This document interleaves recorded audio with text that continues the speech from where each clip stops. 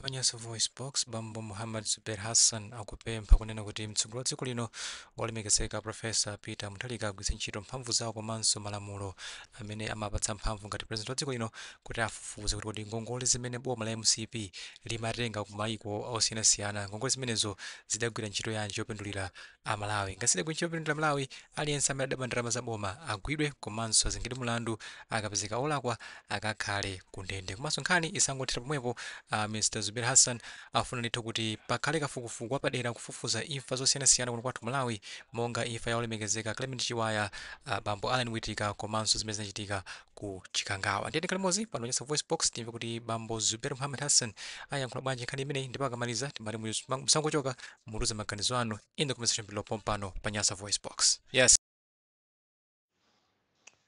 Okay, mabwananga pa group la Dzuka Malawi Dzuka tingopereka utenga umene mukatiperekerenso kuboma. Poyamba nonse pa group pa mabwananga olemekezeka muli bwanji, ngati muli bwino zikomo kwambiri. Kulumbiritsa abwanawa ndi akulumbiritsa nduna mwa imodzimodzi. Chabwino tasiye icho ndi chisankho chawo, afuna kuwunikira bwino kuti aone kuti maunduna onse apite mwa anthu oyenerera bwina kutero. Komabe angakhale zili choncho ife ena afe tikuyembekezera kuti amalizitse kuti tione kuti maunduna onse akugwira ntchito zawo, position iliyonse idziwike kuti nduna yake ndiyakuti, nduna yake ndiyakuti. Akatha kutero, tsopano tiwapempha a president asayiwalire ichi pamene ati azikhala. Ife tikufuna afufuze bwinobwino kumene kwathera misonkho yathu imene yatisiya mmalere pa ngongole zimene tikubweza za matrillion ndi matrillions zimene achakwera amatenga pamene mboma tikukumbukira kuti adapeza ngongole ya 4 chakuti trillion, koma kubwera kwa achakwera kudzatsogolera dziko lino tinamvetsedwa kuti ngongole imene akala akutenga ku mayiko akunja ndi mabungwe ikukwana 20 chakuti trillion, imene Amalawi tikuyibweza pakali panopa, imene ati azayambe kubweza azabwezanso anatu zidzukulu zathu komanso zidzukulu za zidzukulu zathu mpaka nakutsogolo, ngongole imene sizaterapo. Ndiye ife timafuna kuti ngongole ija inuyo apita Mutharika mufufuze bwinobwino kuti ngongole zimene amatengazo kwa Amalawi zapindulira chani, zatipindulira chani Amalawi nsanje tuchitipa ngondadatu nchinji chifukwa ngongole zija nzambiri. Ndiye nkhani imene musayisiye muifufuze.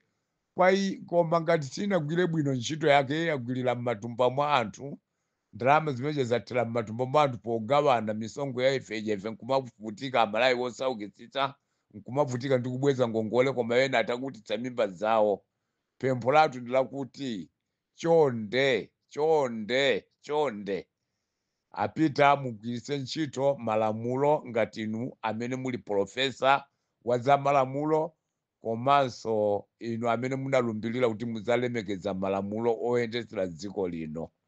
Tikufuna kuti tsopano nthawi yakwana aliyense amene akutenga mbali poba misonkho ya Malawi pakali pano pati kukupemphani kuti azilandira zilango,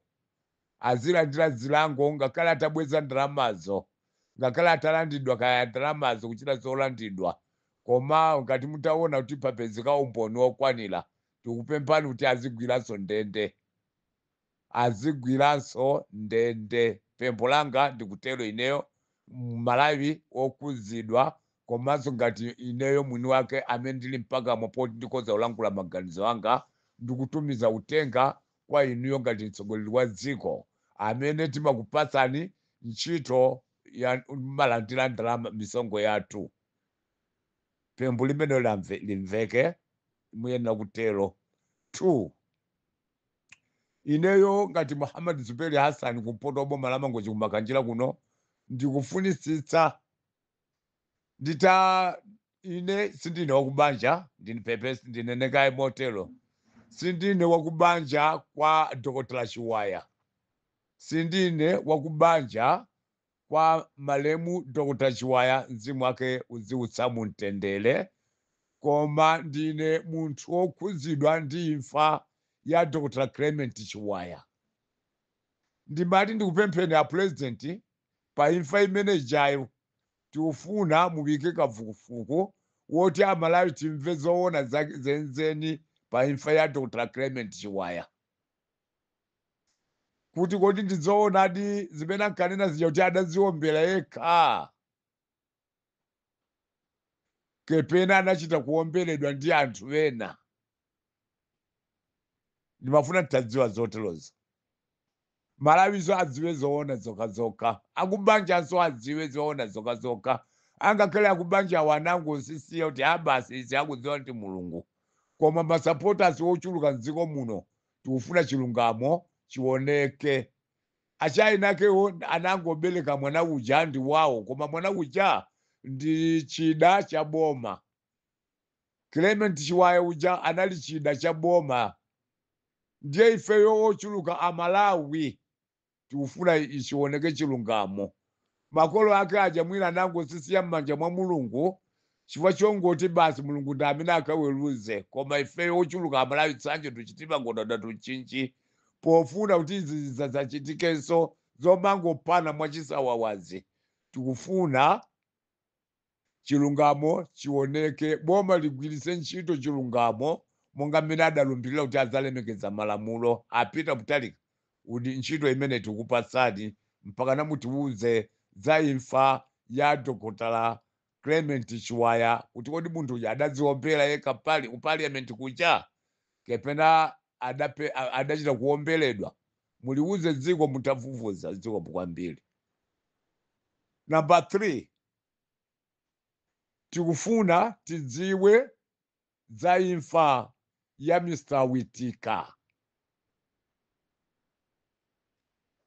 Amalawi ali ndi chidwi achera khutu kubomako kwa inuyo amene mwalowa pano pokhala ngati president wa dziko lino.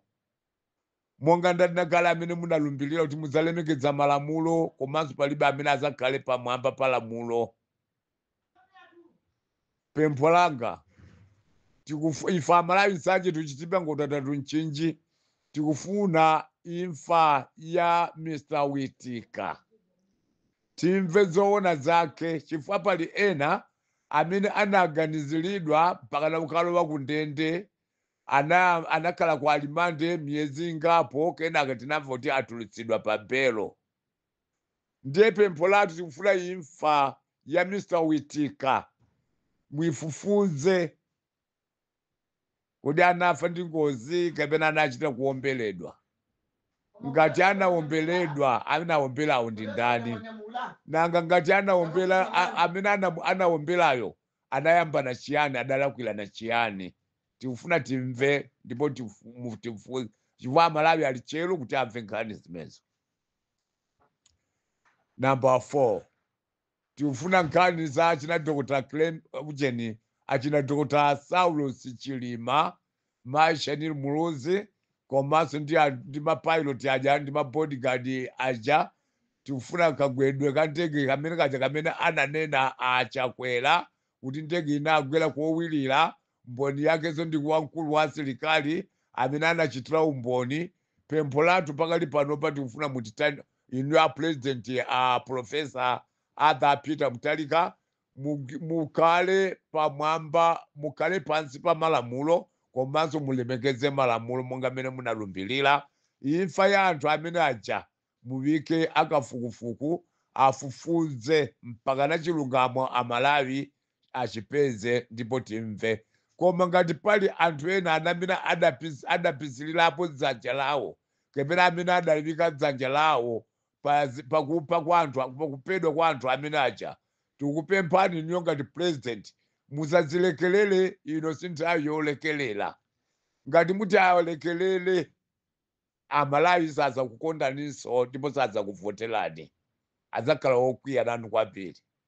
Kotero tikufuna anthu amene chilungamo chichitike, iniwo mufufuze mpaka na anthu apezeke. Ndikafika pamenepo ndiyimire kaye pamenepo. panali ina imfa yowonjezerapo pamenepo, koma ndikudziwa kuti imene ikauza kukhala yovuta kuti muifufuze.